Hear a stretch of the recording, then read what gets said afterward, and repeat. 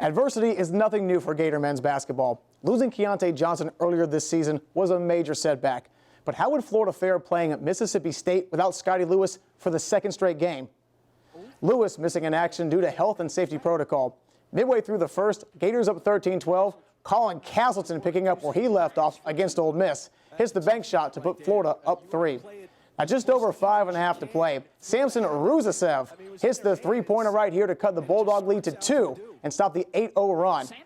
But with over 2.5 to play here, Castleton going to go back to work in the paint. And watch this. Beautiful skyhook Kareem Abdul-Jabbar with love. Another double-digit effort for him. And with under 2 to go till halftime, Noah Locke is going to step into this tray ball and knock it down. But Florida goes on to narrowly fall in this one, 72-69.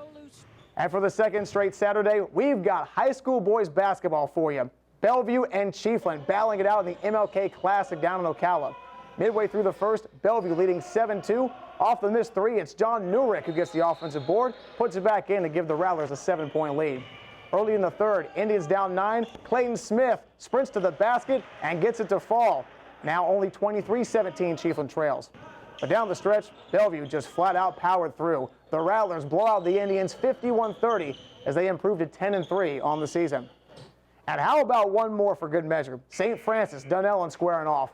Start of the first here, Dunellen up a bucket. LJ Fitzpatrick going to take his time and bury it. That 3 is good, part of a 9-0 run to start the game.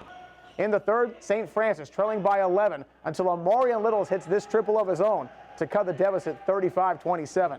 And just before the quarter ends, Wolves in transition, where Aiden Newman's going to bury this wing 3 just like that.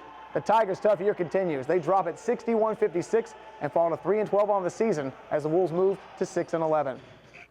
Now, while it may surprise you to hear Gator Gymnastics has a losing record at home to Georgia, it probably doesn't shock you to know the Orange and Blue are 9-1 in the last 10 head-to-head matchups.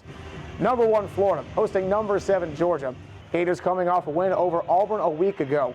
Trinity Thomas had her best routine of the meet on the uneven bars. The junior, coming off SEC Gymnast of the Week honors, records a 9.95. That girl is some other kind of talent. The Gators lead wire to wire, but even as Thomas slipped off the beam, Leah Clapper didn't seem to skip a beat. She collects a 9.925, the best of the Gators rotation.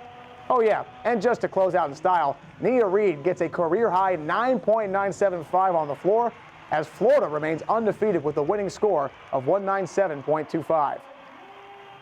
Everybody was prepared, everybody was ready, everybody had each other's back. So it was really good to see that everybody was able to still remain calm and just do what they're capable of doing. So really proud of them for that. Now, I don't know about you, but I'm freezing just being here in Gainesville. I couldn't imagine having to go play the Packers in Green Bay this time of year. Ah, there she is, the frozen tundra, Lambeau Field in all her glory, as Aaron Donald and the Rams hoping to spoil Aaron Rodgers and the Packers' playoff hopes.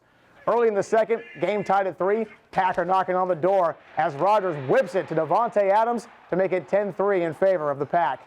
But just before the half, Rams trying to get 6, and they do. Jared Goff finds former Florida Gator Van Jefferson to make it a one-possession game. But midway through the fourth, Rodgers is going to put this bad boy on ice. He hits Alan Lazard for a 58-yard touchdown in stride to send Lambeau into a frenzy.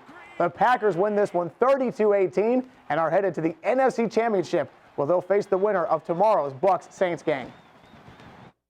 And Gator men's tennis kicked off their season at home with a 7-zip sweep of in-state rival FAU today, with 5 of the 6 singles matches getting wrapped up in 2 straight sets. Florida hosts another in-state rival, USF, tomorrow at 1 p.m.